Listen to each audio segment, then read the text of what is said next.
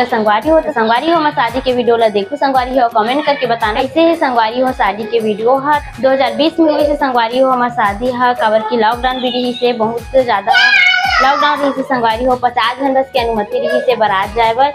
ज़्यादा तो नहीं आ रही से संगवारी हो बारात बस 50 जन से कम भी रही सही लेकिन ज़्यादा नहीं रही से। काबर की उस समय बहुत ज़्यादा लॉकडाउन चलत रही से कोरोना के टाइम रही से संगवारी हो शादी है। तो ऐसी हो संगवारी हो एकदम ज़्यादा धूमधाम से भी नहीं हो है, बाजा रूंजी कुछ भी नहीं लगी रही से संगवारी हो, बिना बाजा के शादी हो है ना रेडियो वेडियो कुछ भी नहीं लगी रही से। काबर की संगवारी हो कोरोना के माहौल रही से उस समय तेखर वजह से ज़्यादातर कुछ भी नहीं रही से और सब अलग अलग दूर दूर रह के बैठे संगवारी हो। काबर की कुछ फैल मत जाए कोरोना वोरोना मतलब कुछ मत हो जाए इसी करके सब अपन सावधानी के हिसाब से भी संगवारी हो जो भी पूजा पाठ होए हमारे हॉल में होए पर्ची में। काबर की पानी भी गिरत रहे संगवारी हो आषाढ़ के महीना रही से हमारे शादी के टाइम तो आषाढ़ पर तो पानी बहुत ज़्यादा ही चालू हो जाते संगवारी हो तब पानी गिरत रही से तेखर वजह से ना संगवारी हो पर्ची में हमारे पूजा पाठ जो भी हो है सगाई उगाई सब चीज़ संगवारी हो पर्ची में हो है। मई में अर्धाड़ रही से संगवारी हो पैसा जो भी ऐसे नियम करते ना वो चीज़ कर डर रही से सगाई बसे रही से तो सगाई ला संगवारी हो हमारा शादी के टाइम रखे रही से जब छोटे बारात आते ना संगवारी हो ते समय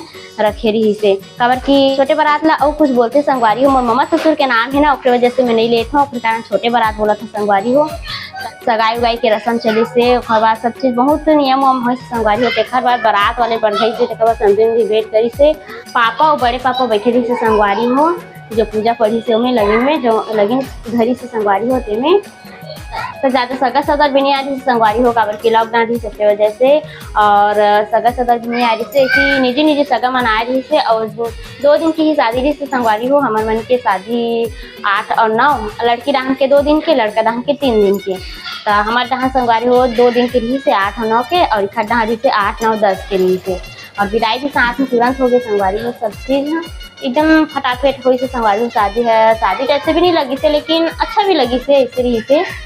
तो संगवारी हो हमारे कास्ट में टुकना भराते ओकर बाद आमा पत्ता मला डालते फिर आमा उमा डालते फिर रोटी पीठा भी बनाते संगवारी हो और साड़ी उड़ी माँ मन बर भी जोड़ते। और तुम्हार तरफ कैसे टाइप से रस्म करते संगवारी हो हमारे में ऐसे ही रस्म चलते संगवारी हो तुम्हार तरफ कैसे टाइप से रस्म करते ओला कमेंट करके जरूर बताओ संगवारी हो। तो चलो संगवारी हो शादी के वीडियो में मजा लो आप मन हाँ म्यूजिक के साथ तो चलो मिलते हैं अब।